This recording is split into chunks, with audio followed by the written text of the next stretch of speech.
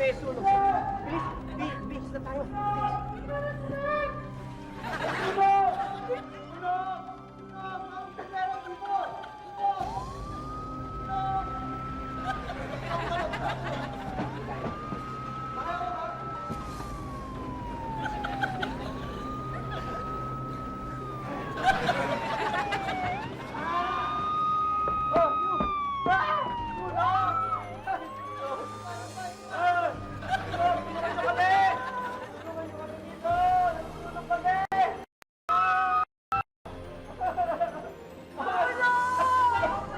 Mr. Congressman, ano pong ginagawa niyo dyan? At sino po ang kasama ninyo? Kasama ko. Sekretary ko kasi gagawa kami ng planning para sa fire prevention month. May hands-on kasi yung planning namin eh. Congressman, hindi ba dapat nasa kongreso ko kayo? Close door, yung meeting namin. Tulungan niyo kami! Labas niyo ako dito! Labas niyo ako!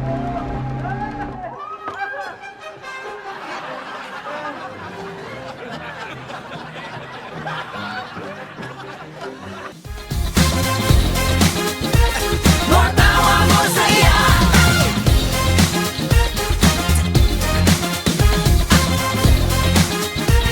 Matawa mo saya.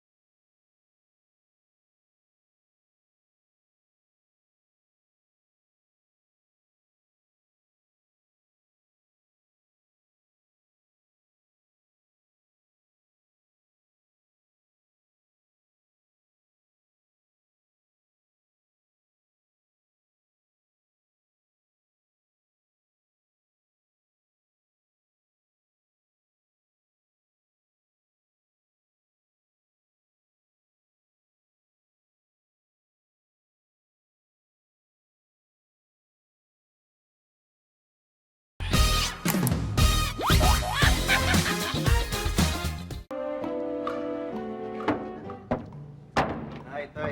Oh. Kasoli ko na itong anak nyo. Hindi na ako makatagal na kasama yan. Bakit? Ano bang reklamo mo dyan sa anak namin? Masyadong madaldal. Yung nga lang, kanino nagmana to eh.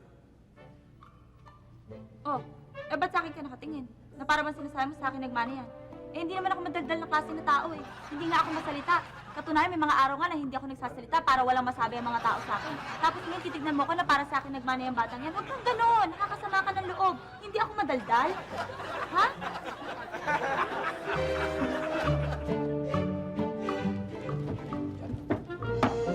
Yan! Sinusoli ko na yung anak nyo. Di na ako makatiis. Lagi na lang ako niyang ina-under. Okay ba sa inyo yan? Sandali. Diyan ka lang Huwag kang aalis. Tatanong ko muna sa asawa ko at siya nagpapasya dito. Kat!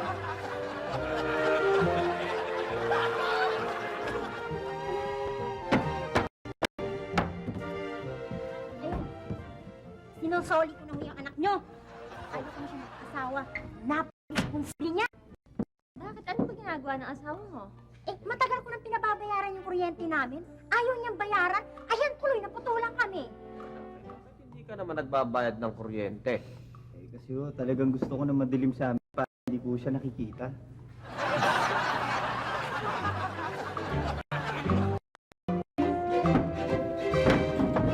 Ako, isusoli ko na ho tong anak nyo. Hindi ko na kayang makisama sa kanya. Masyado siyang babaero. Ay nako, pagpasensyahan mo na kasi yan, manang-mani yan sa tatay niya. Nasaan ho nga pala yung tatay niya? Ayun, sinoli ko na doon sa biyanan ko.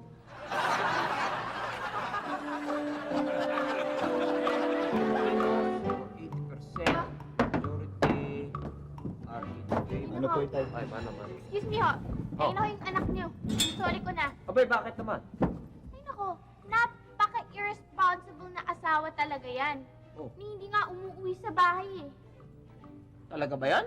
Oo, katunayan na nga na pagkapa-irresponsable niyang asawa, ni wala nga siyang kamukha sa mga anak namin.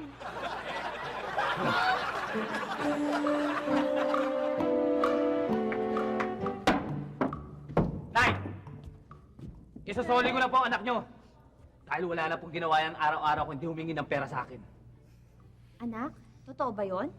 Oo, inay. Bakit ka naman ganun? Eh kasi, araw-araw din niya akong hindi binibigyan ng pera. Kumag yan eh.